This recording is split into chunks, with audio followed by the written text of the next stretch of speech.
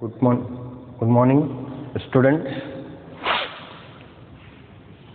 In the today topic is the last topic of the digestion, physiology of digestion.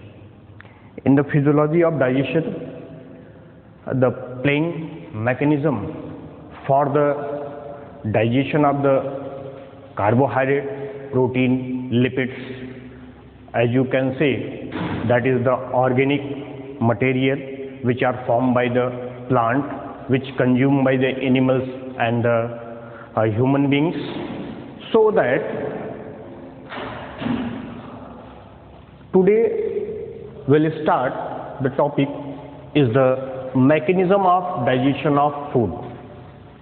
Mechanism of digestion of food is the largest and broad process in which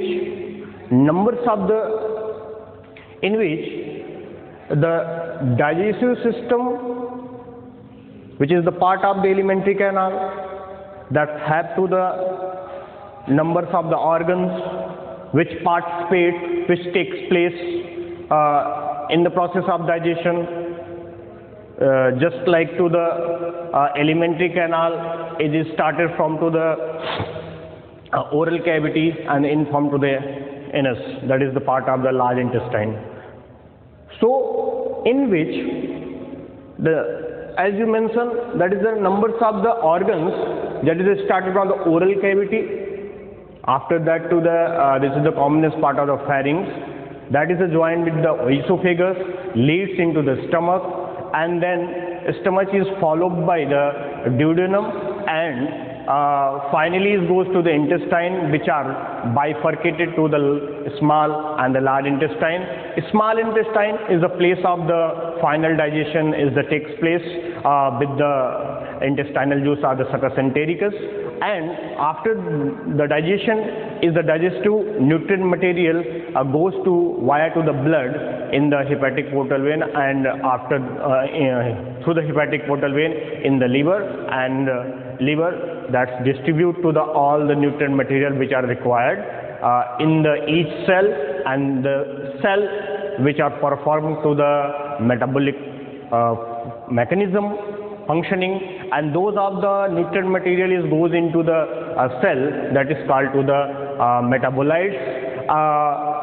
Finally we are I can say that this is the assimilation process for the production of the energy, for the building blocks and the formation of the new synthesis of the organic compound. So that we are goes to the just mention that in the discussion to the mechanism of the digestion. So first of all, आज मैं mechanism of digestion of food को start करने जा रहा हूं, जो कि आपके डाइजेशन का लास्ट टॉपिक है, और उसके अंतर्गत हम बहुत अलग अलग इवेंट्स, घटनाओं को देखेंगे जिसके अंतर्गत भोजन कैसे डाइजेस्ट होता है उसके बारे में आज बताया जाएगा।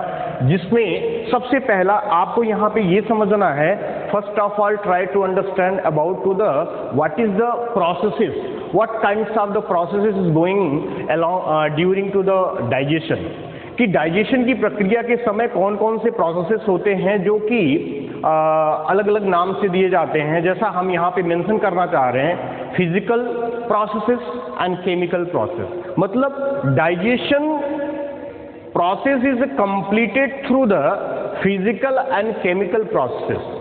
इन the physical process, what do you mean by the physical process? That is in the physical process when the food material which it takes by the animals or human beings from their environment in the organic food material, and first of all the first digestion takes place in the oral cavity, so that the function goes to in the oral cavity, just like with the help of the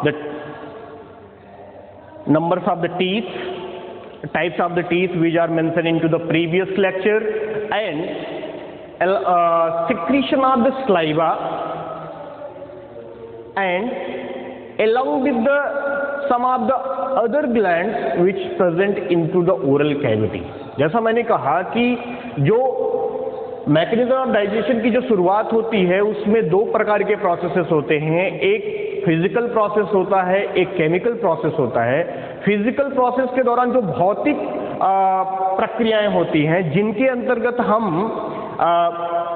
जैसे ही भोजन environment से ग्रहण करते हैं, plant के रूप में, प्लांट जो कि भोजन बनाता है उसको ग्रहण करते हैं एज ए कंज्यूमर के रूप में हम, तो उसके बाद क्योंकि ह्यूमन बींग्स, जैसा मैंने प्रीवियस लेक्चर में बताया कि ह्यूमन बींग के पास ओरल कैविटी के अंतर्गत बहुत सारे ऑर्गन्स, सिक्रेटरी सेल्स होती हैं जो कि भोजन को डाइजेस्ट करने की शुरुआत करते हैं और सबसे पहले यहाँ पे शुरुआत भी होती है।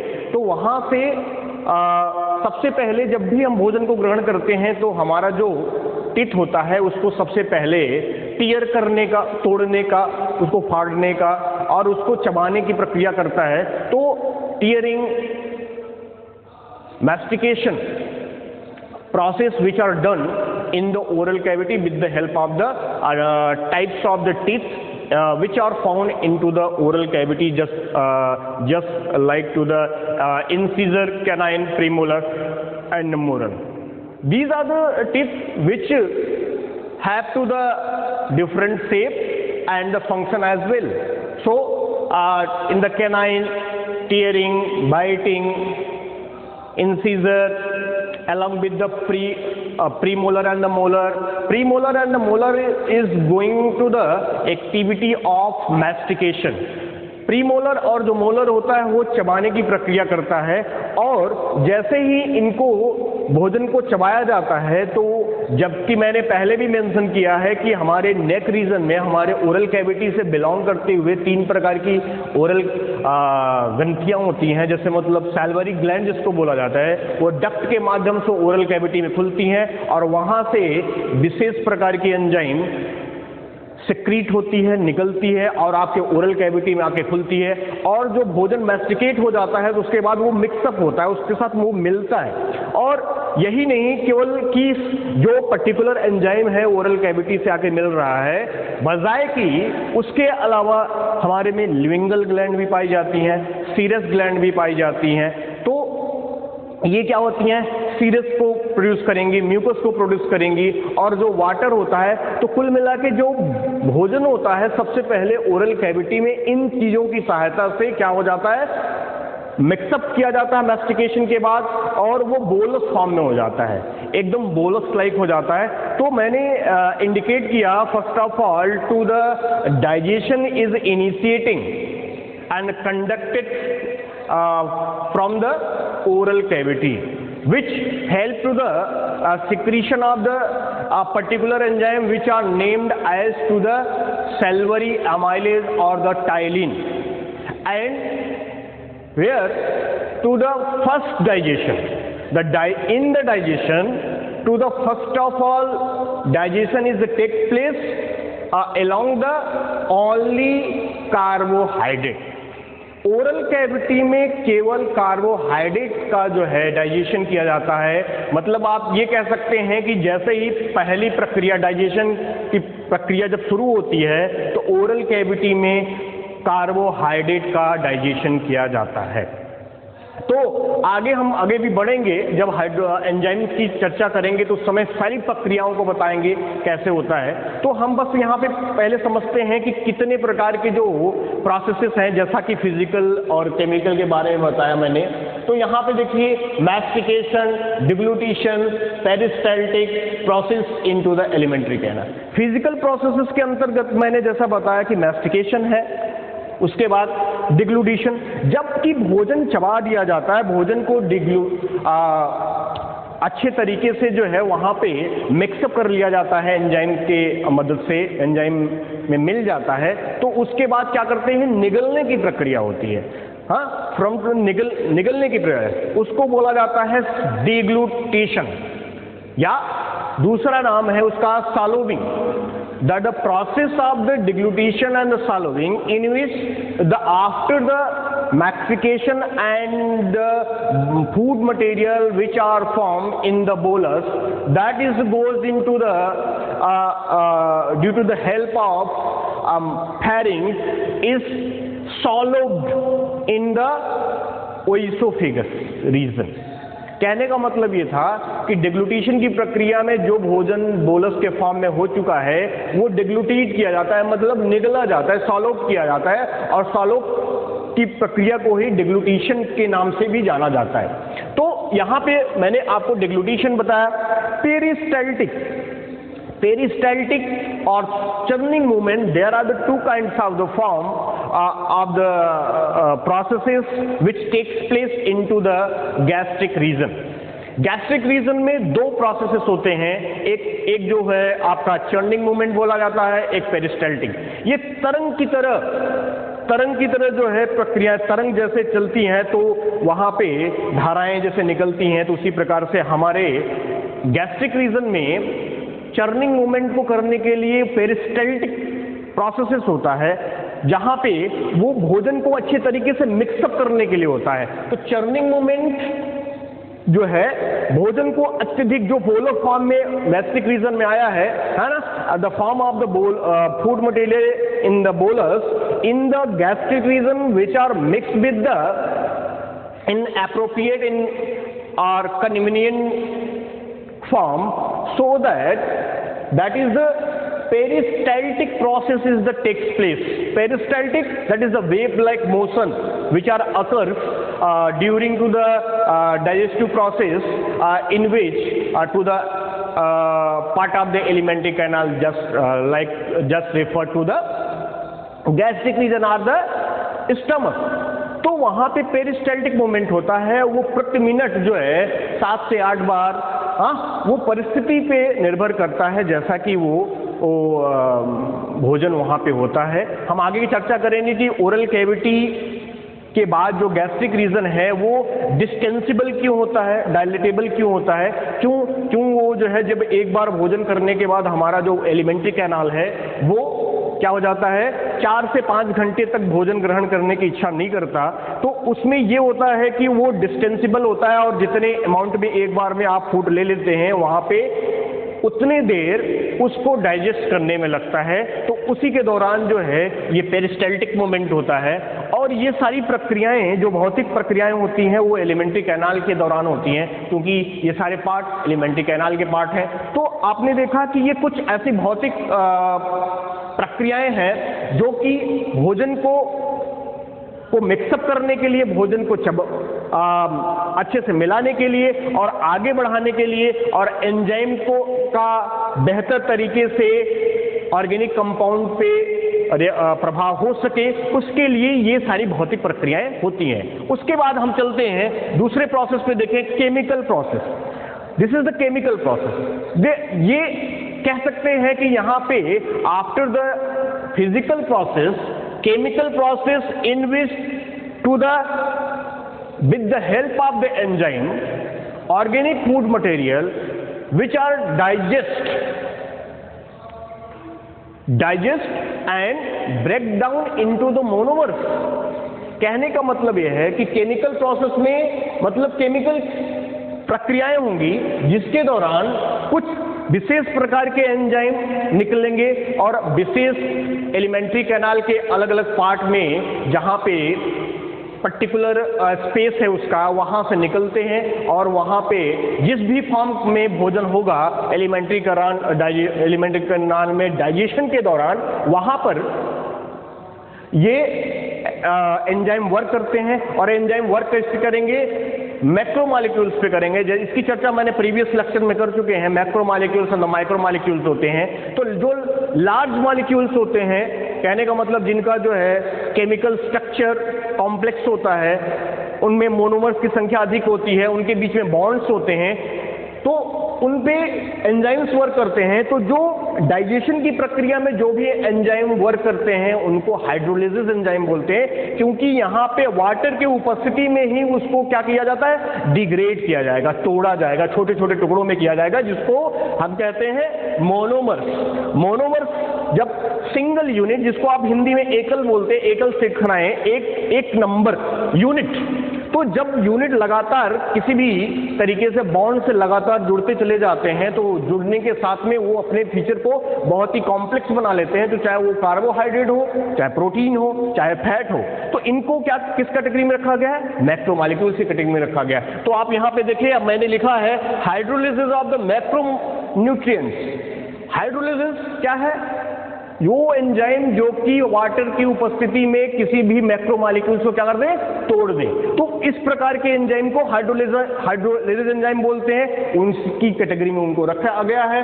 और इसी के माध्यम से केमिकल प्रोसेस होता है। जैसा मैंने पहले भी बताया कि मेटाबॉलिज्म क्या है, एक केमिकल प्रोसेस है। तो हमारी बॉडी को चलाने के लिए, जीवित रहने के लिए हमारी बॉडी में लगातार हजारों केमिकल रिएक्शंस एक साथ में चलती रहती हैं, जिसका हमें कोई भी न पता होता है, न अंदाजा होता है। तो lot of the chemical reaction is are going into the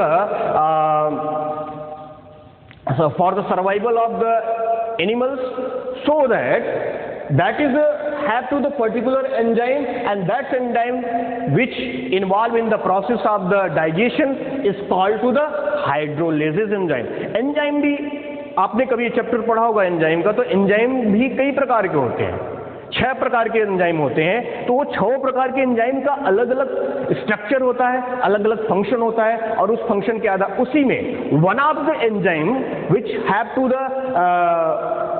the 6th category, that is the hydrolysis enzyme. तो हाइड्रोलिसिस एंजाइम से हाइड्रोलिसिस की प्रक्रिया होती है, जिसके दौरान मैक्रोमॉलिक्यूल्स टूट के मोनोमर्स में जाते हैं, और ये क्या होते हैं, एसिमिलेशन और एब्जॉर्प्शन के लिए परफेक्ट माने जाते हैं, जिसके आधार पे प्रक्रिया आगे होती है। तो आगे हम चलते हैं। तो ये तो हमने देखा कि फिजिकल और केमिकल प्रॉपर्टीज थी, और इसके माध्यम से हमारे एलिमेंट्री कैनाल में भौतिक और रासायनिक जो अभिक्रियाएं लगातार चलती रहती हैं डाइजेशन के लिए, वो यहाँ पे हमने इस दौरान उसको देखा। आगे चलते हैं। यहाँ पे सबसे महत्वपूर्ण चीज आती है digestive enzyme.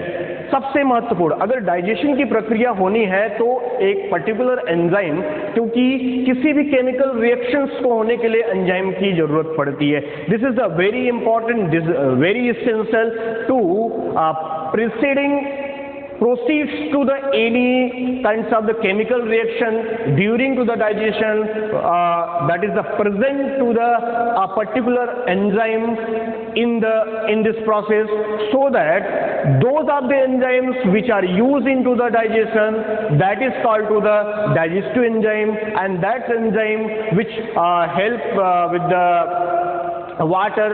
So which means that the reaction is that takes place with the water, which means that the macromolecules which are a breakdown during to the hydrolysis process.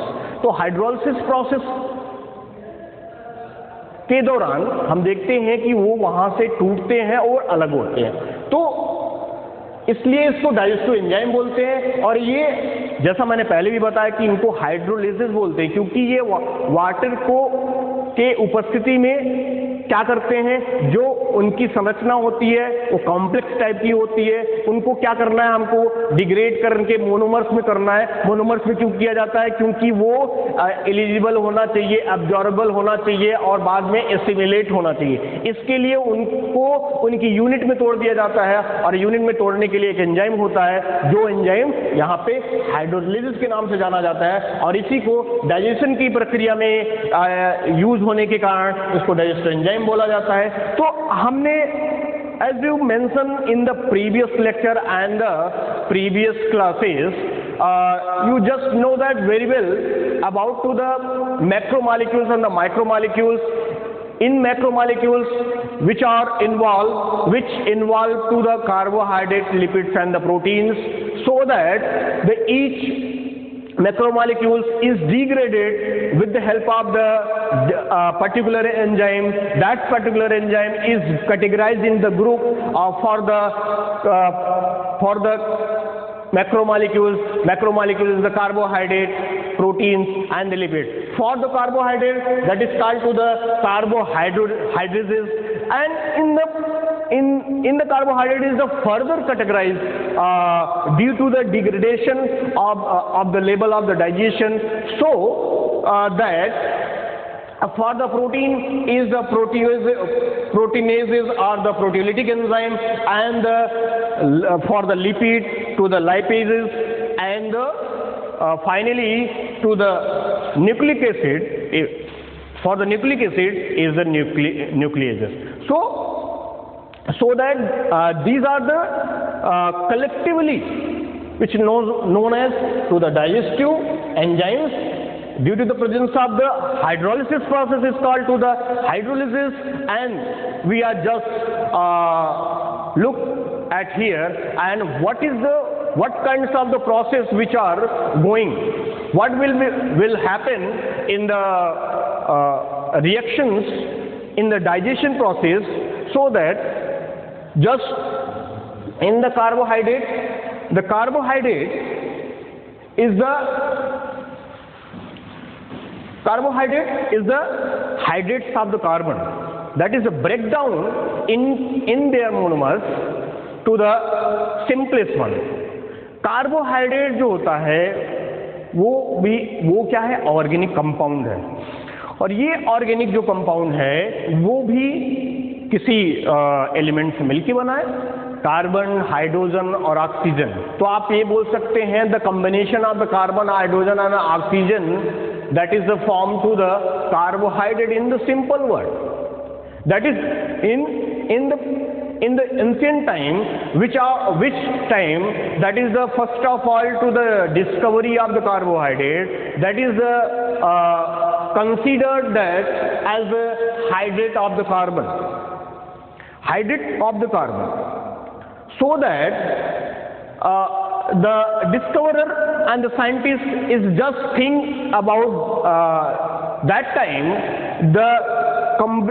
those of the combination, those of the ratio of the hydrogen and the oxygen is present in the formation of the formation of the water, so that ratio which are participate with the combination of the carbon, that is a form to the carbohydrate, so that this is called to the hydrates of the carbon. But कहने का मतलब ये था कि यहाँ पे मैंने आपको कुछ प्रीवियस बातें बताई कि कार्बोहाइड्रेट का नाम क्यों है ऐसा, लेकिन आजकल की जो हम इसमें देखते हैं कार्बोहाइड्रेट के संरचना या फिर उसके ओरिजिन का जो आधार माना जाता है, उसकी जो कार्बन जो जितने भी कार्बन होते हैं उनके बीच में जो कॉम्बिनेशन होता है और उसमें जो उसके आइसोमेरिज्म होती है और ऑप्टिकल एक्टिविटीज़ होती हैं, मतलब कुल मिला के उसके केमिकल रिएक्शंस और केमिकल प्रॉपर्टीज़ पे निर्भर करती है. तो यहाँ पे हम वहाँ पे नहीं जाएंगे.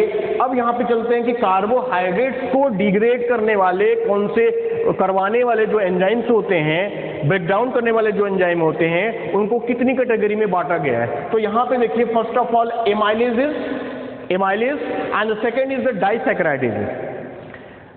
एमाइलेज जो है वो इसकी कैटेगरी, इसलिए ये पहला जो कैटेगरी है वो ओरल कैविटी को रिप्रेजेंट करती है. टाइलिन जिसको बोला जाता है सैल्वरी अमाइलेज. वैसे जहां पर भी कार्बोहाइड्रेट के डाइजेशन के लिए एंजाइम की बात आती है तो हमेशा हम जनरल वर्ड में, एक कॉमन वर्ड में बोलते हैं कि वो एमाइलेज है. और एमाइलेज का जैसे ही नाम आता है तो हम ये जान जाते हैं कि ये वो एंजाइम है जो कि कार्बोहाइड्रेट को डिग्रेड करता है, कार्बोहाइड्रेट को जो है डिग्रेड करवाता है. तो ये जो है चीज़ें यहाँ पे आती हैं. लेकिन जब हम डाइजेशन की प्रक्रिया में लगातार आगे एलिमेंट्री कैनाल में बढ़ते जाते हैं और अलग अलग प्लेस पे वो उसका डाइजेशन होता जाता है, तो जहां पे पार्शियल डाइजेशन होता है, यूं कहें वो कार्बोहाइड्रेट जो है अपने दूसरे फॉर्म में बदलता है, तो वहां पे उसको भी डिग्रेड करने के लिए, क्योंकि आप जानते हैं, as you know that very well about to the final digestion in the small intestine, so that in the from to the oral cavity digestion is started where the salivary amylase takes place, and after going into the after this degradation, the partial digestion of the carbohydrates takes place in the region of the duodenum, and after that to the intestine, so that where the use of the enzyme for the digestion of the carbohydrate is the disaccharides. Some of the names of the disaccharides is used into the, for the maltose is the maltase, lactose is the lactase, and for the sucrose is the sucrase. These are the enzymes. This is the particular enzyme. That is the use of the particular enzyme, a specific enzyme, because each of the organic or each of the food material going into the duration of the digestion, this time, that is as you can say into the oral cavity, stomach, duodenum, intestine, that is the form of the carbohydrates is used. So after that, for the protein के लिए कौन सा enzyme होगा? For the protein, for the degradation, for the digestion of the protein, those are the enzymes which are used for the degradation is the proteinases or the proteolytic enzyme. Protein को तोड़ने वाले जो enzyme होते हैं वो प्रोटीनेजेस बोले जाते हैं या प्रोटियोलिटिक एंजाइम के नाम से जाने जाते हैं, जिसके अंतर्गत भी उसमें भी कैटेगरी होती है, क्योंकि जब आप अमीनो एसिड के संरचना देखेंगे, क्योंकि amino acid is the unit of the protein and all the enzymes is the proteinaceous nature, so that is have to the two functional group, carboxylic group and amino group, so that first of all just look at here during the digestion of the protein, digestion is the first step. Digestion of the protein is the first time is seen into the gastric region, so where so the first of all protein which degraded break down into the proteases, peptones and polypeptide, so that the proteases, peptones and the polypeptide is placed into the endopeptidases, because these are this forms of category. Protein are the proteinases enzyme or the proteolytic enzyme, which are categorized into the two categories, endopeptidases and exopeptidases. In the endopeptidases, that is those of the enzymes which break down to the protein into the proteases, peptones and polypeptide, and after that exopeptidases, that have to the two types of the category, carboxypeptidases and aminopeptidases. Carboxy we mention just to the formation of the amino acid, because amino acid is the unit of the protein and all the enzymes is the proteinaceous nature, so that is going into their basics, which can say that is the amino acid have to the two functional group, carboxylic group and amino group, so that on the basis of the carboxylic group and the amino group, that is categorized into two categories, that is the carboxypeptidases and aminopeptidases. Carboxylic दो functional group वहां पे उपस्थित होने के कारण इसको दो अलग अलग भागों में डिवाइड किया गया, कार्बोक्सीपेप्टाइडेज एंड अमीनोपेप्टाइडेज। तो वहां पर ये वर्क करता है और उस प्रकार के प्रोटीन को डाइजेस्ट करता है। आगे हम चर्चा करेंगे अभी। After that to the third important macromolecules of the lipids. Lipids is one of the organic compounds which takes by the animals in the form of the food. That is, first of all, the digestion which are started from to the oral cavity and the end form to the small intestine, in which during this time the fats or the lipids which are break down into the smallest one, simplest one, with the help of the enzymes, some of the organs, some of the glands is present in the first in the oral cavity is the lingual lipase, and after that in the gastric region the gastric lipase, and going into the below with the association where the join to the pancreas and the liver, where the enzyme for the digestion of the lipid is releasing from the pancreas is to the pancreatic lipase, and where after proceeding of the food material in the small intestine, as you know that about where the final digestion takes place through the succus entericus, intestinal lipase is releasing, and that's to the take part into the breakdown of the lipids into their simplest one. Lipids always is a breakdown into their simplest unit, glycerol and a fatty acid, and so that we goes to in the lipases. So numbers of the glands and enzymes which are related to the oral cavity, gastric region, duodenum and small intestine. And finally nucleases. Nucleases enzyme for the breakdown of the nucleic acid, DNA and RNA. So that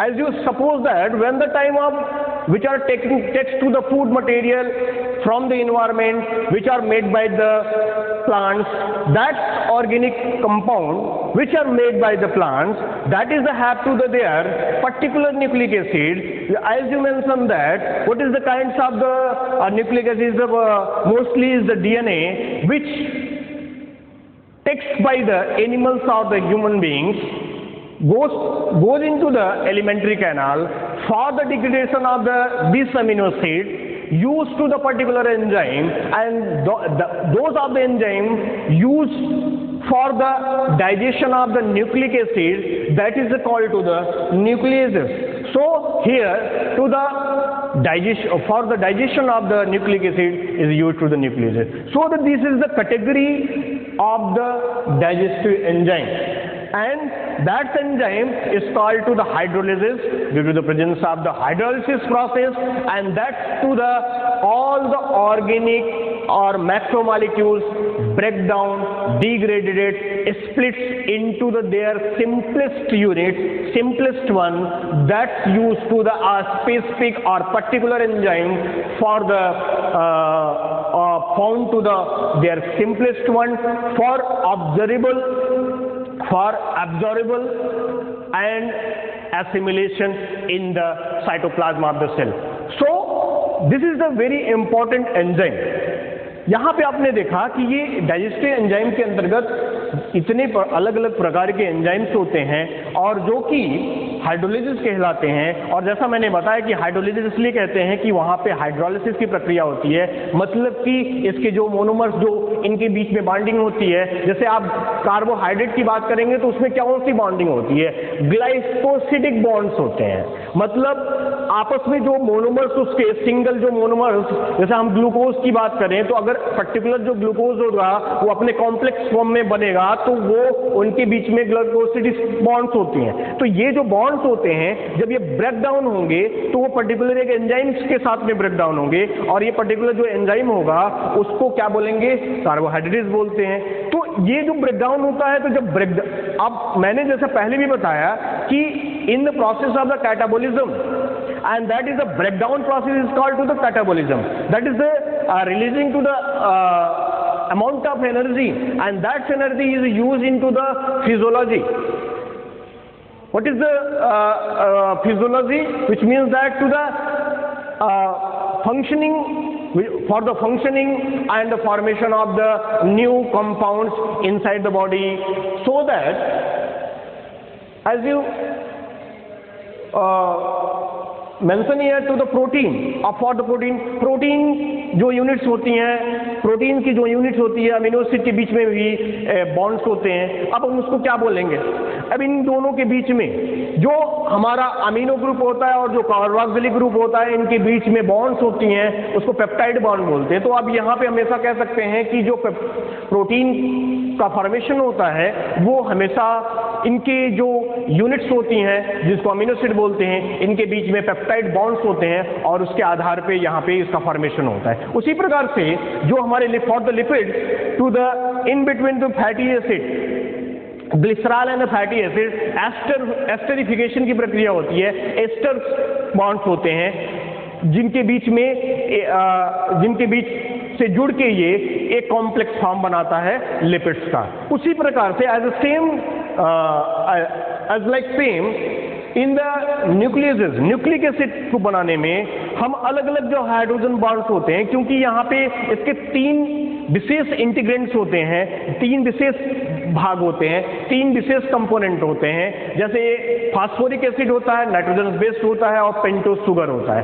तो इनके बीच में भी bonds होते हैं। हम देखेंगे तो nitrogenous based के बीच में हाइड्रोजन बॉन्डिंग पाई जाती है, और वो हाइड्रोजन बॉन्डिंग जो है डबल बॉन्ड और ट्रिपल बॉन्ड होती है। उसमें आप जब नाइट्रोजन बेस को देखेंगे adenine, guanine, thymine and cytosine के बीच में, और उसके बाद जो है पेंटोज शुगर और जो है जो हमारा फास्फोरिक एसिड होता है उसके बीच में भी बॉन्ड्स पाया जाता है। तो कहने का मतलब ये है कि हर जगह पे आप देखेंगे तो जो भी कॉम्प्लेक्सिटी आती है वो अलोंग विद द बॉन्ड्स आती है, और वो बॉन्ड की सहायता से इस प्रकार के कॉम्प्लेक्स फॉर्म में चले जाते हैं, और उसी बॉन्ड्स को तोड़ने के लिए इस यहाँ पर क्या करते हैं, हाइड्रोलिसिस प्रोसेस करते हैं। और हाइड्रोलिसिस प्रोसेस का मतलब ये है कि वहाँ पे वो जो मोनोमर्स होगा, वो जो मान लीजिए मोनोमर्स है, और ये वो इन दो मोनोमर्स के बीच में अगर ये इसको तोड़ना है, तो इस बॉन्ड्स को तोड़ना है तो हम क्या करेंगे, यहाँ पे एक पर्टिकुलर टाइप के एंजाइम का यूज करेंगे, और इस एंजाइम की सहायता से इसको क्या कर देंगे, यहाँ से तोड़ देंगे, तो ये अपने मोनोमर्स में अलग हो जाएगा। और इसी मोनोमर्स को प्राप्त करने के लिए हम इस एंजाइम का यूज करते हैं, और इसके साथ साथ में क्या निकल जाएगा, वाटर मॉलिक्यूल निकलेगा, और इसी के कारण इसको हाइड्रोलिसिस प्रोसेस बोलते हैं। और हाइड्रोलिसिस होने के कारण जो एंजाइम यूज है उसको हाइड्रोलिसिस बोलते हैं। तो आपने देखा कि ये जो बॉन्ड्स है, बॉन्ड्स के इन जो यूनिट्स के बीच में जो बॉन्ड्स हैं उनको ही तोड़ने के लिए, उनको तोड़ के ही सिंपलेस्ट बॉन्ड बनाया जाता है। तो ये आपने यहाँ पे just I'm telling about in here for the what is the digestive enzymes, there are the categories and where are the use। अब यहाँ पे आपको थोड़ा सा समझना पड़ेगा कि इन जो ये एंजाइम होते हैं वो कहाँ पे यूज होते हैं, और यूज होने के साथ में जो डाइजेशन की प्रक्रिया जहाँ पे प्रारंभ होती है वहाँ से लेके जहाँ पे ये टर्मिनेट करती हैं, मतलब एंड पॉइंट पे, वो जो अलग अलग जो ऑर्गन्स हैं या सेल्स होती हैं जो कि विशेष प्रकार के एंजाइम को सेक्रेट करेंगी, वो कहाँ से निकलती हैं, किसके द्वारा निकलती हैं, किसके इन्फ्लुएंस से निकलती हैं, और किसके लिए वो यूज होती हैं, और कहाँ पर डाइजेशन करती हैं। तो यहाँ पे हम थोड़ा सा एक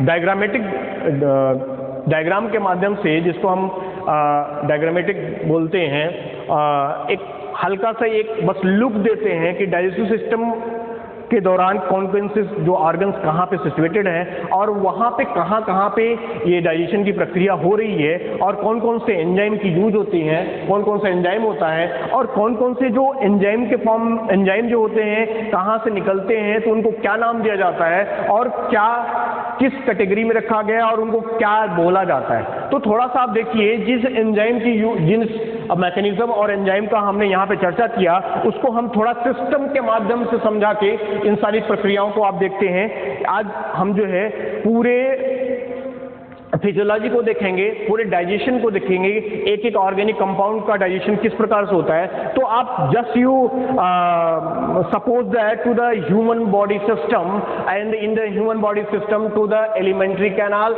with in the alimentary canal, that is because you are just clarify that to the all the systems which are integrated, and that's to some of the parts which are play both of the system are the one or two system. So here just for the understanding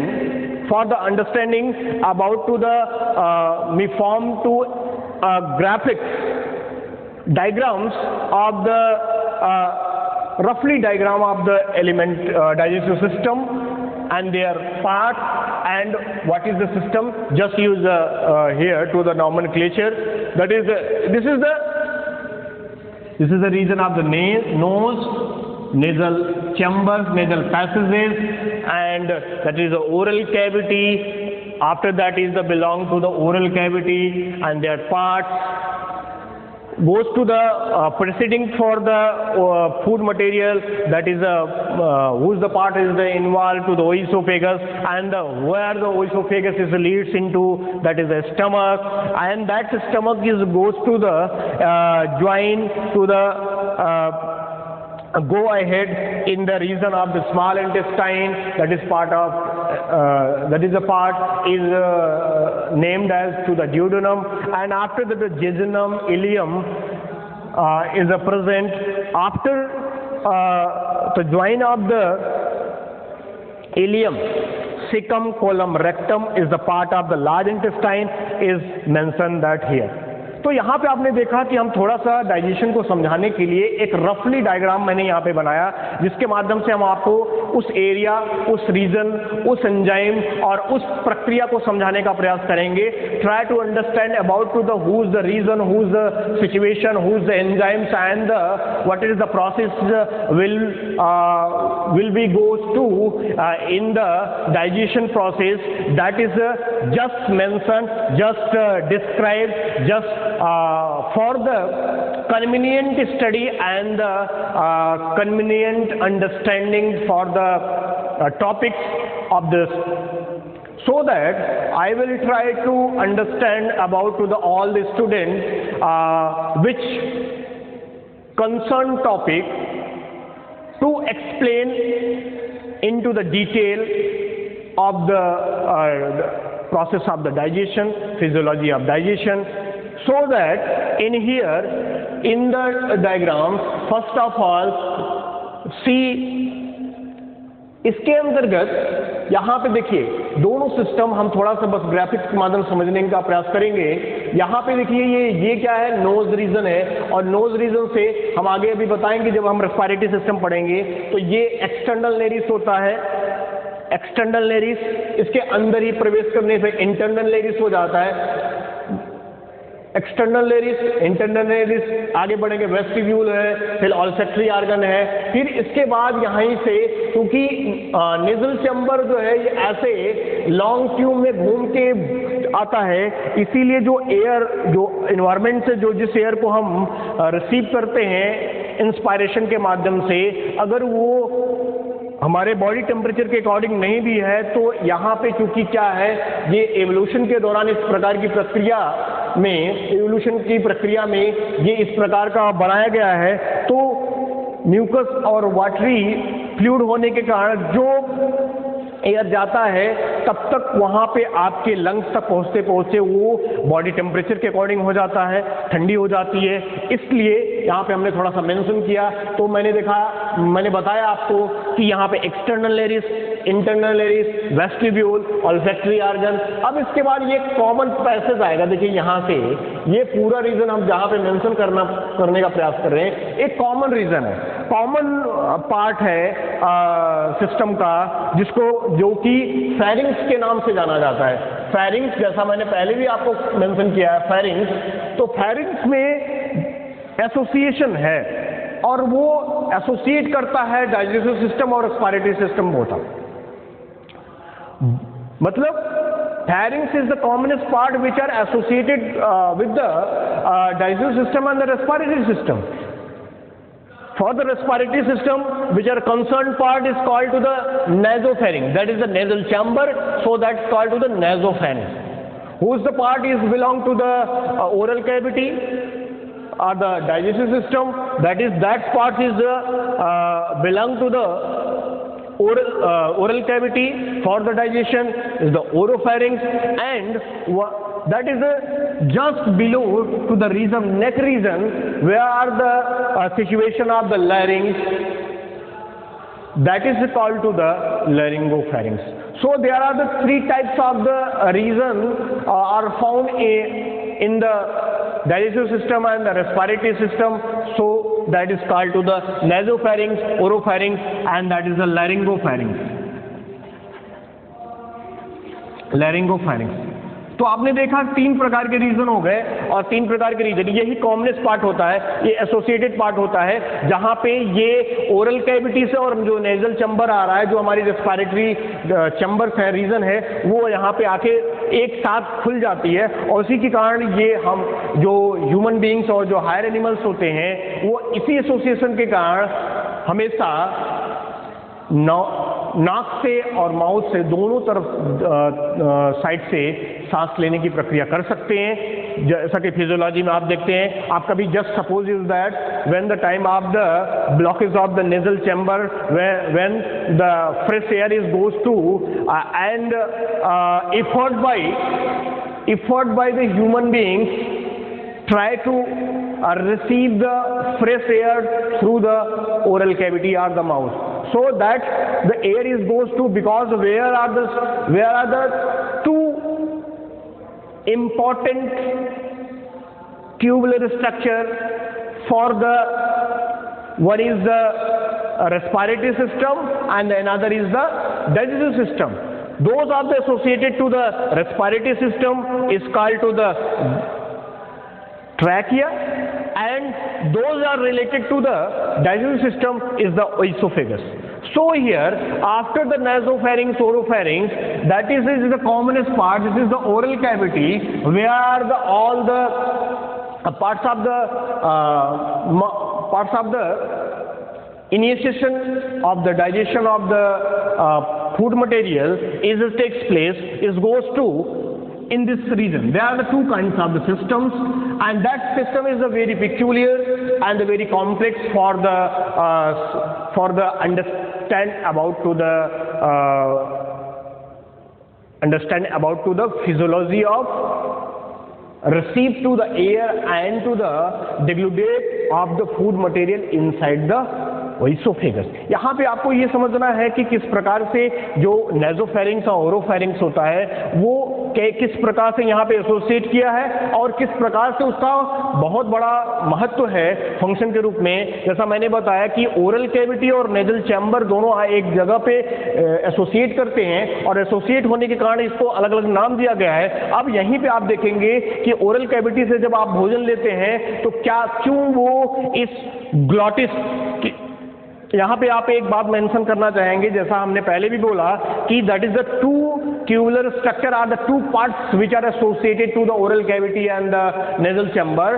those are the parts which are related to the respiratory system, that is called to the trachea, and the opening of the trachea is called to the glottis. And another one which part is related to the digestive system is called to the esophagus, and their opening is called to the gullet. Glottis and gullet, दो openings होती हैं जो कि relate करती हैं आपके इस system से। यहां से हम एयर लेते हैं और यहां से हम फूड मटेरियल लेते हैं। लेकिन आपको यहां पे समझना पड़ेगा कि ये किस प्रकार की फिजियोलॉजी होती है, कैसे ये आगे की प्रक्रिया में बढ़ेगा। आपको बताएं, इसमें भी इनवॉलेंट्री एंड वॉलेंट्री फंक्शनिंग होती है। जब तक कि हम भोजन को ओरल कैविटी में मैस्टिकेट करते हैं, टीयर करते हैं, मिक्सअप करते हैं और डिग्लूडेट करते हैं, जैसे ही when the time of the food material, partial digestion of the food material which are the form of the bolus, that is take inside to the tubular structure, that is the opening is called to the gullet, that is the performed to the reflex section, and the reflex section is always to the involuntary process. That process is related to the nervous system, which can say that about to the their relation is the brain. So this is the reflex section. तो involuntary and voluntary दोनों processes होते हैं, जिसके अंतर्गत involuntary functioning जो होती है, मैंने जैसे बताया कि डिग्लूडेशन के बाद, भोजन के निगलने के बाद की जो प्रक्रिया होती है वो इनवॉलेंट्री होती है। आप हिंदी में इसको अनैच्छिक प्रक्रिया बोलते हैं, जो कि हमारे नियंत्रण में नहीं होती, which are not to related to the will power. और जो जबकि मैंने बताया कि ओरल कैविटी के दौरान जितनी भी प्रक्रिया, जैसे मैस्टिकेट करने की प्रक्रिया, टीयर करने की प्रक्रिया और स्लाइवा के निकलने की प्रक्रिया, वहां पे मिक्सअप होने की प्रक्रिया और डिग्लूडेट होने की प्रक्रिया, ये सारी प्रक्रियाएं क्या होती है इस ओरल कैविटी में अनैच्छिक ऐच्छिक रूप से, जिसको वॉलेंट्री प्रोसेस बोलते हैं। लेकिन जैसे ही हम इसको निगलते हैं तो ये इनवॉलेंट्री प्रोसेस में चला जाता है, जो कि हमारे नियंत्रण से बाहर हो जाता है। ये कह सकते हैं कि वो हमारे ब्रेन के नियंत्रण में, सेंट्रल नर्वस सिस्टम के नियंत्रण में हो जाता है, जिसके माध्यम से आगे की जितनी भी प्रक्रियाएं होंगी वो इनवॉलेंट्री मैकेनिज्म के तहत होती हैं। वो चाहे जितनी भी एंजाइम्स आगे के ऑर्गन्स में एसोसिएट करती हैं, आगे निकलती हैं, डाइजेशन की प्रक्रिया करती हैं, कुछ भी प्रोसेस होगा वो हमारे नियंत्रण से बाहर हो जाता है। तो यहाँ पे जैसा मैंने क्या था कि फिजिकल एंड केमिकल प्रोसेसेस के दौरान वहां पे कुछ प्रोसेस इसी से बिलोंग करते हैं। तो आप देखिए,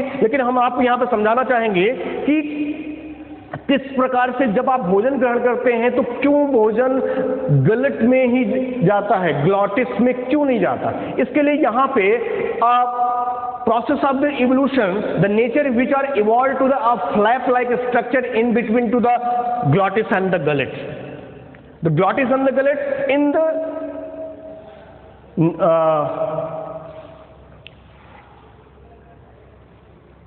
जनरल, जिस समय आप भोजन ग्रहण करते हैं और जबकि हम परमानेंट रूप से जब सांस लेने की प्रक्रिया करते हैं, तो एक जो मैंने बताया कि ये फ्लैप लाइक स्ट्रक्चर है, वो हमेशा आपके गलेट के ओपनिंग को हमेशा क्या करता है, इसको ढके रहता है। मतलब जो इपीग्लॉटिस है, इसका नाम इपीग्लॉटिस बोलते हैं, ये क्या करता है, जबकि नॉर्मल फंक्शनिंग, नॉर्मल टाइम में, जनरल टाइम में, जबकि हम उस समय भोजन नहीं ग्रहण करते हैं, तो गलेट जो होता है उसको इपीग्लॉटिस से वो ढका होता है। तो ये जो इपीग्लॉटिस से ढका होना, ये भी इनवॉलेंट्री प्रोसेस है। अभी हम बस तुरंत इसके बाद बताएंगे आपको। तो ये यहाँ पे ढका होता है, तो ये जो नेजल चैम्बर होता है, यहाँ से जो ऑक्सीजन आप लेते हैं, ये नेजल चैम्बर से होता हुआ इस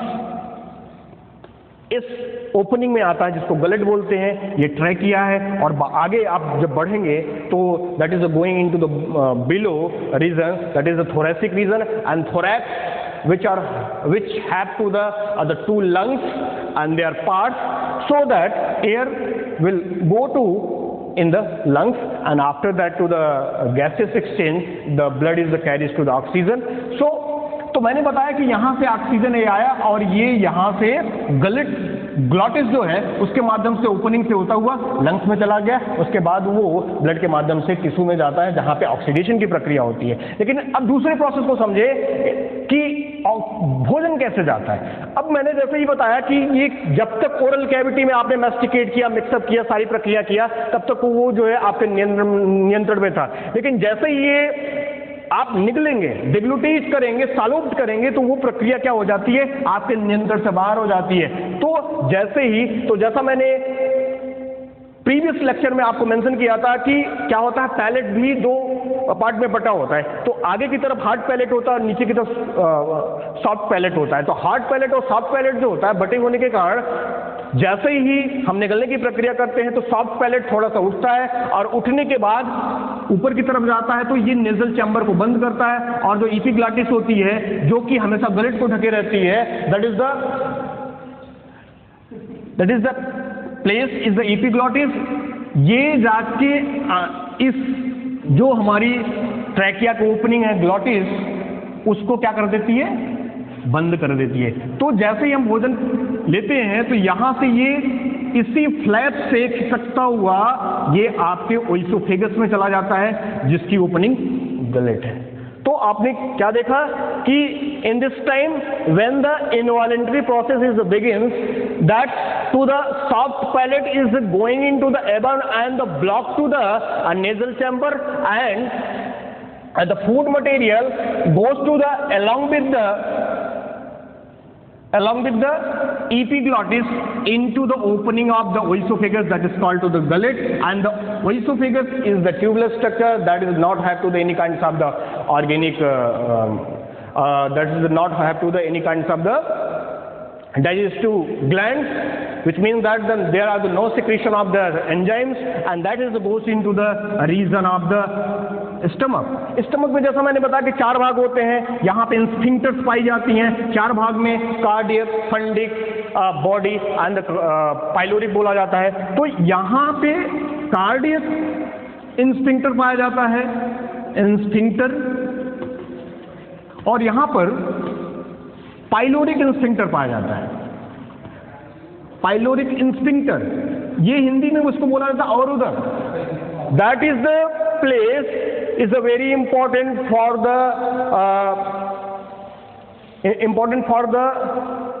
control to the regurgitation process, ugali की प्रक्रिया कि भोजन एक बार स्टमक में जाने के बाद वापस ना जाए। तो cardiac sphincter and the pyloric sphincter, both of them which are conducted by to the food material during to the digestion, where are the enzymatic action is the takes place along with the peristaltic movement that is going into the enzymes, and we are just mentioned that here to the horseshoe-shaped structure of the duodenum, and this is the part of the small intestine, jejunum and the ileum. Ileum is the main part where are the digestive gland is the takes place, that is the related to the enzymes, and after that is the unwanted diffuse material which goes through the cecum, colon and rectum, that is the parts which have to the ability of the dilation, because the peristaltic movement is the takes place and going into the food material, and that is the food material in the outer side of the body. So this is the common path of the digestion which related to the digestive system, and roughly and the diagrammatic which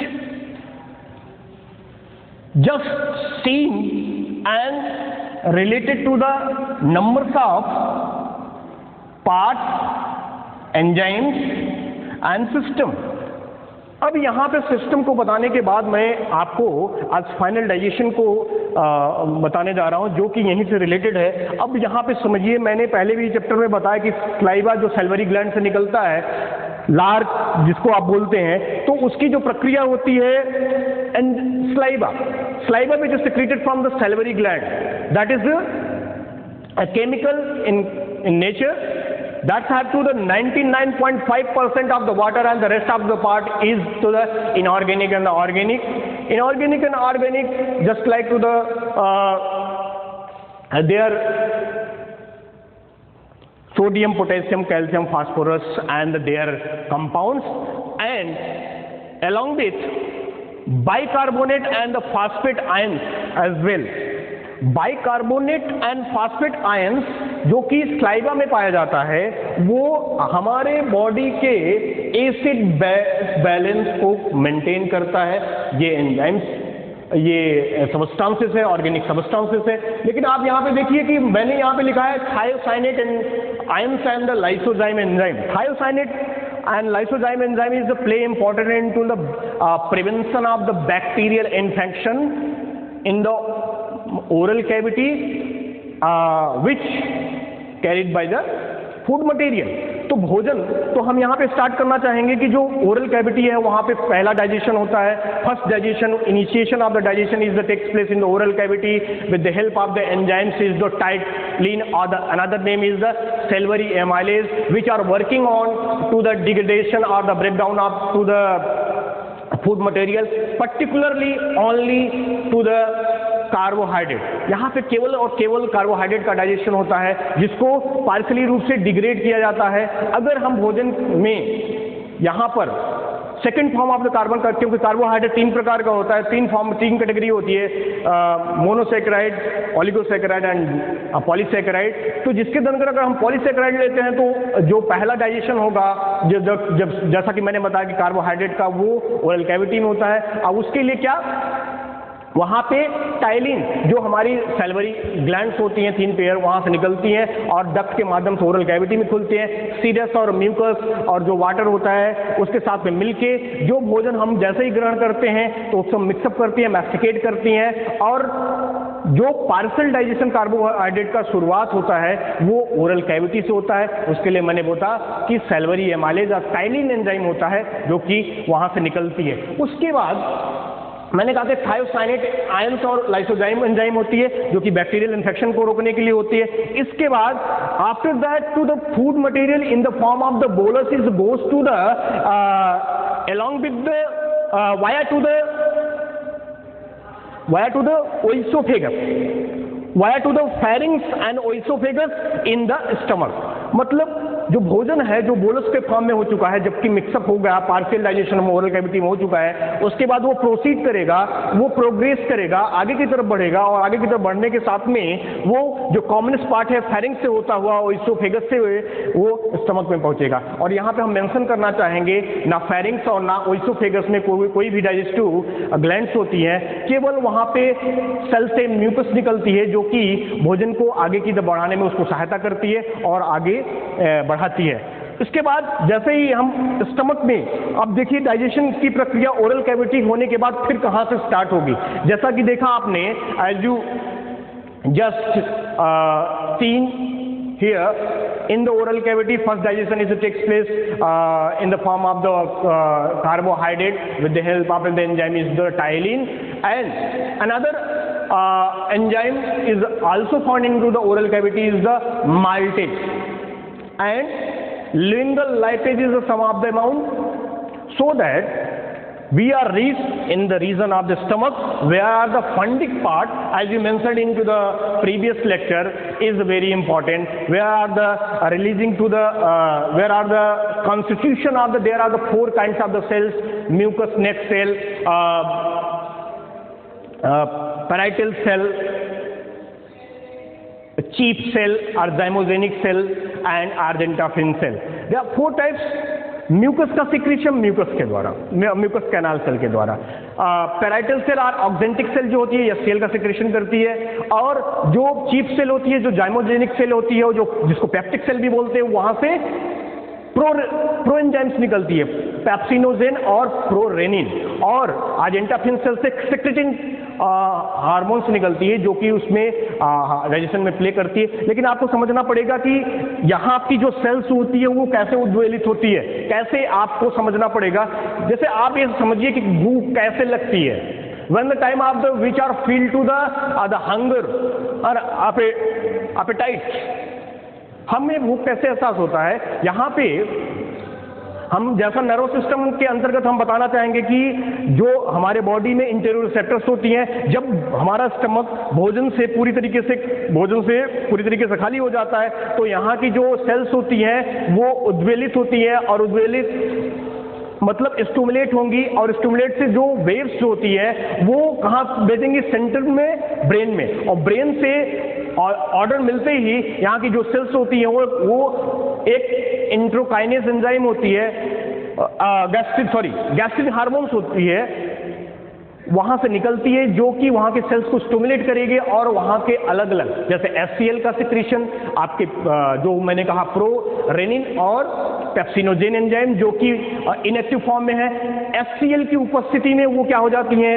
activate हो जाती हैं, और जो कि केवल protein को degrade, protein को break down, protein को ही तोड़ने का काम करती हैं। तो आपने देखा ओरल कैविटी में कार्बोहाइड्रेट का जो है सिचुएशन, डाइजेशन की प्रक्रिया हुई, और गैस्ट्रिक रीजन में केवल प्रोटीन की प्रक्रिया होती है, लेकिन कुछ अमाउंट में गैस्ट्रिक लाइपेज भी पाया जाता है जो कि लिपिड को भी डाइजेस्ट करने की प्रक्रिया करता है। लेकिन इसके अलावा एक इंट्रिंसिक फैक्टर भी होता है, और ये इंट्रिंसिक फैक्टर विटामिन B12 को डाइजेस्ट करता है। अगर इंट्रिंसिक फैक्टर वहां पे काम नहीं गया तो आपका विटामिन B12 वहां पे डाइजेस्ट नहीं होगा और वो वहां से डाइजेस्ट नहीं हो पाएगा। इसके बाद हम आगे चलते हैं, जो स्टमक की प्रक्रिया मैंने कहा, अब यहाँ पे मेंशन मैंने जैसा कहा कि ये पेप्सिन और रेनिन एंजाइम निकलते हैं। तो पेप्सिन और रेनिन जैसे ही भोजन, when the time of the भोजन which are reach into the stomach, they are the cardiac and the pyloric and sphincter which are closed, and then to the perform to the peristaltic process, that is the wave like processes is going for the digestion in within the minute is the 3 to 4 times। 1 minute के अंदर 3 से 4 बार जो है वो wave की तरह प्रक्रियाएं होती हैं। जैसा आप थोड़ा देखिए यहाँ पे, वेव की तरह इस प्रकार से ऐसे वेव की तरह एक बार वो कार्डिक से पाइलोरिक, पाइलोरिक से कार्डिक की तरफ बढ़ती हैं, जिस हिसाब से वो भोजन को काइम फॉर्म में बदलती है। मतलब बोलस बन चुका है ओरल कैविटी में, और यहाँ पर क्या होता है, काइम फॉर्म बनता है, और काइम फॉर्म तभी बनेगा जबकि वो पेरिस्टाल्टिक प्रोसेस होगा। तो पेरिस्टाल्टिक प्रोसेस को पूरा करने के लिए एक प्रोसेस और होता है, उसको बोलते हैं टर्निंग या फिर ट्राइचुरेशन प्रोसेस होता है। ट्राइचुरेशन प्रोसेस क्या है, वो भोजन को पूरी तरीके से मिक्सअप करता है, एप्रोप्रिएट फॉर्म में एकदम पूरी तरीके से मिक्सअप करेगा उसको टर्निंग, और वो पेरिस्टाल्टिक मूवमेंट के कारण होता है। तो यहाँ पे आप देखिए मैंने लिखा है कि इंडोकाइनेज स्टिमुलेट गैस्ट्रिक ग्लैंड, और वो एंजाइम्स गैस्ट्रिक जूस के फॉर्म में निकलती है, जिसको हमने क्या बोला था, पेप्सिन और रेनिन। पेप्सिन का वर्क आपके प्रोटीन पे होता है और रेनिन का वर्क मिल्क पे होता है। आफ्टर ऑल द कंप्लीशन, दोनों जो है जब आप डेप्थ में जाएंगे, स्टडी करेंगे, तो वहां पे देखेंगे कि दोनों जो है प्रोटीन से ही रिलेटेड है, क्योंकि मिल्क को बाद में डिग्रेड करके प्रोटीन में ही, प्रोटीन के यूनिट में ही, जिसको अमीनो एसिड बोलते हैं, जो कि ऑब्जर्वेबल होता है, उसमें तोड़ा जाता है। After that to the going into in this region, this is the region of the duodenum where the situation of the joined to the liver and the pancreas as well। तो pancreas और liver यहाँ पे association करता है। Liver जो कि gall bladder के माध्यम से, हेपेटिक डक्ट से, और यहाँ से जो पैंक्रियाज होता है और पैंक्रियाटिक डक्ट से यहाँ पे ड्यूडेनम के रीजन में खुलता है, और इस रीजन को बोलते हैं hepato pancreatic duct. And where are the region that is associate together, hepato pancreatic ampulla are the valve which are associate. That liver से गॉल ब्लैडर जो होता है, जैसा मैंने कल बताया था आपको, प्रीवियस लेक्चर में बताया था कि गॉल ब्लैडर का क्या फंक्शन होता है। वहां से बाइल जूस निकलेगी, बाइल जूस में क्या होता है, बाइल साल्ट होता है, बाइल पिगमेंट होता है, लिसाइसिन होता है, और कोलेस्ट्रॉल होता है। जो कि बाइल साल्ट का वर्क ये है कि अगर भोजन, क्योंकि मैंने यहाँ पे बताया कि ये HCl यहाँ पे उपस्थित होता है, और इसके कारण ये भोजन क्या हो जाएगा, एसिडिक फॉर्म में हो जाएगा। Due to the presence of the HCl, the medium of the food material is the acidic in nature, so that to the change of the nature of the food material into the next region that is called to the duodenum, that is the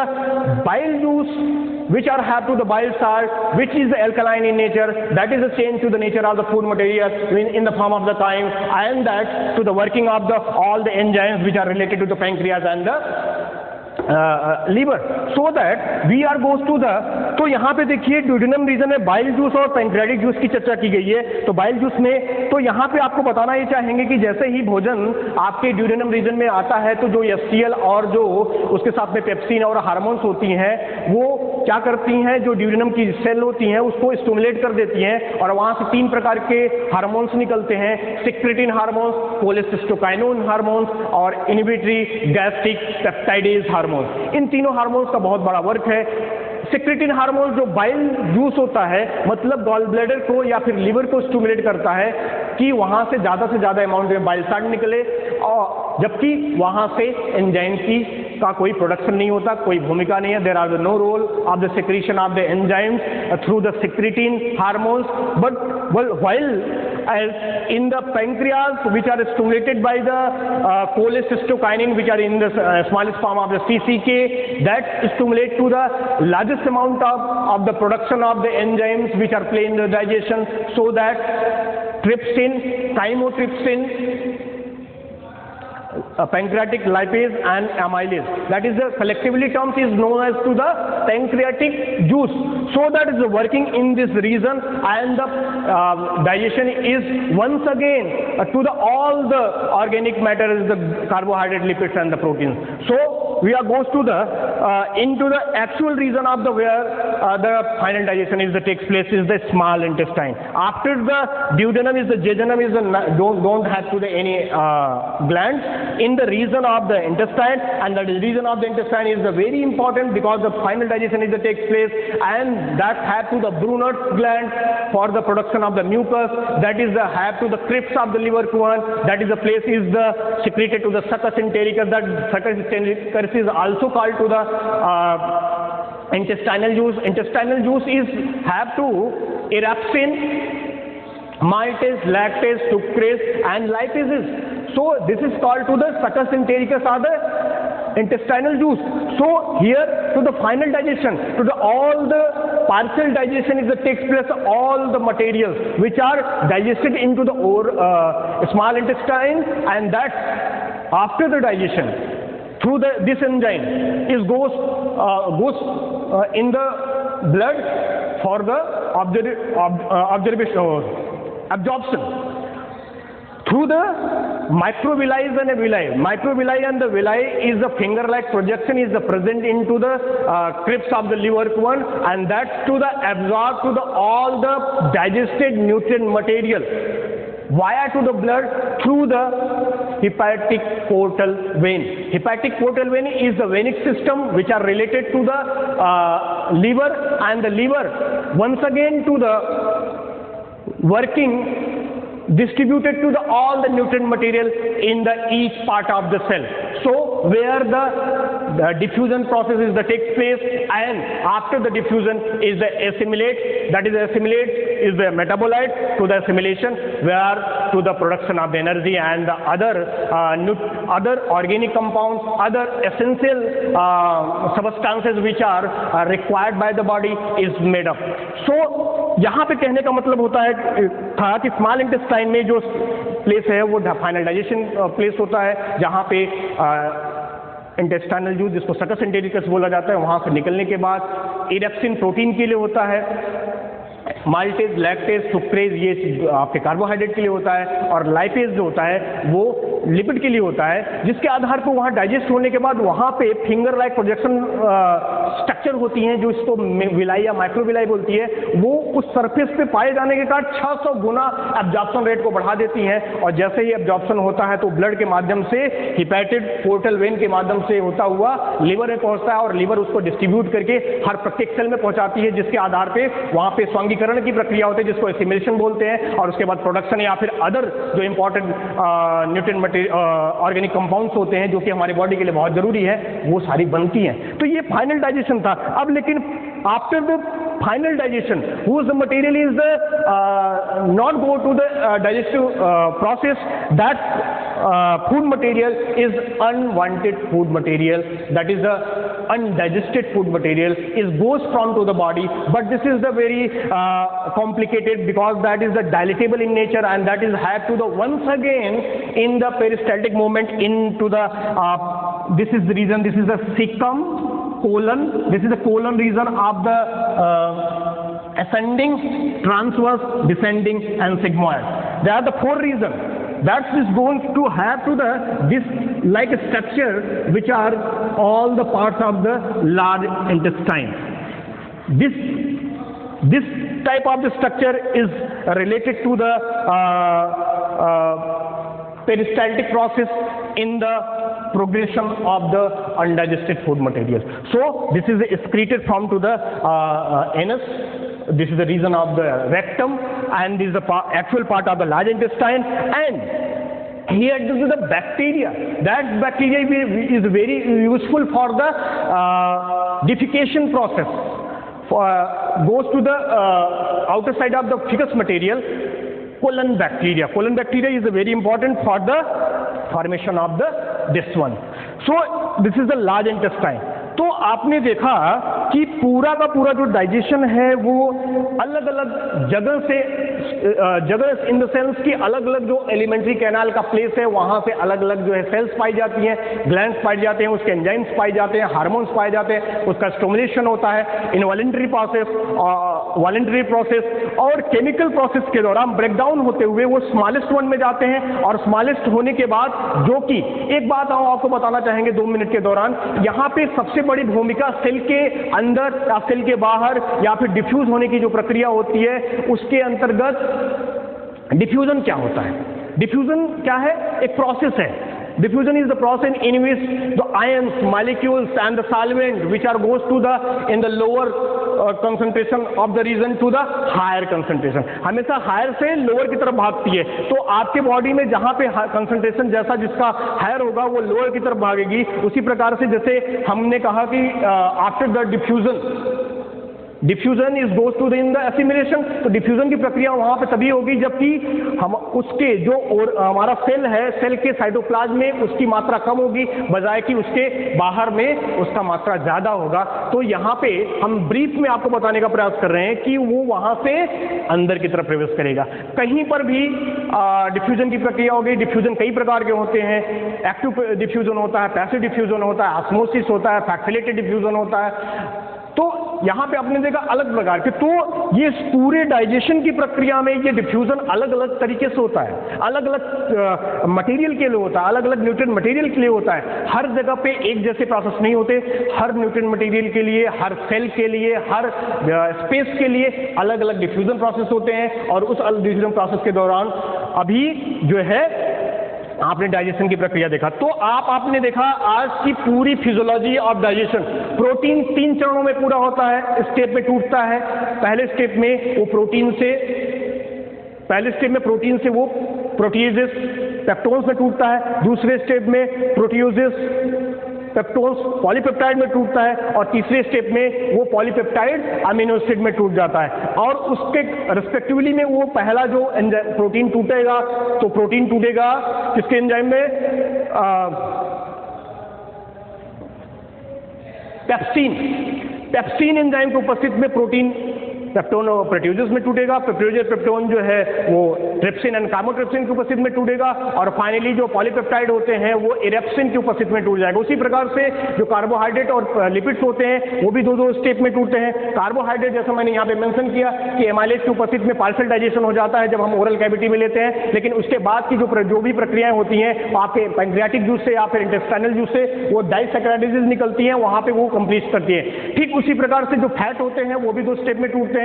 लेकिन यहाँ पे देखने वाली बात होगी, just suppose that to the when you are taking about to the in the butter fat, that butter fat is the emulsified and that is the working to the hormones, lingual lipase, gastric lipase, and after that to the degradation of the food material, particularly to the lipase, with the help of the lipase enzyme into the smallest unit to the fatty acid and the glycerol.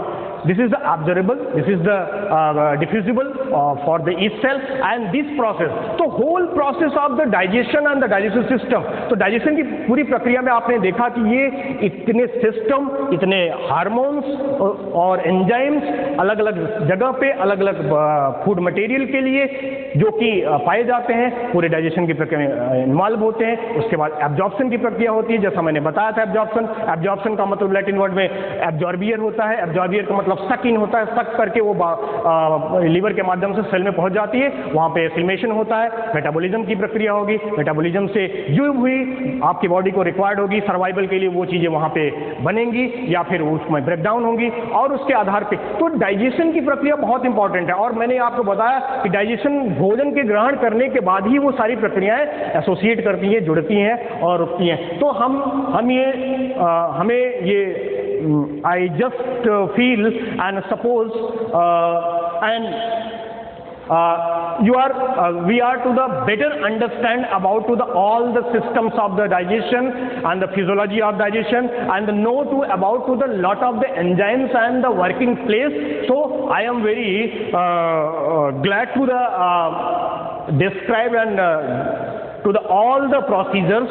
So I want to just about to the you are giving to the suggestions and the comments for the your satisfaction, and that's to the completion of this process, this topics of the digestion. And next class we will start to the next and the new topics of the physiology, so that try to understand about to the you are learn to the better. So thank you.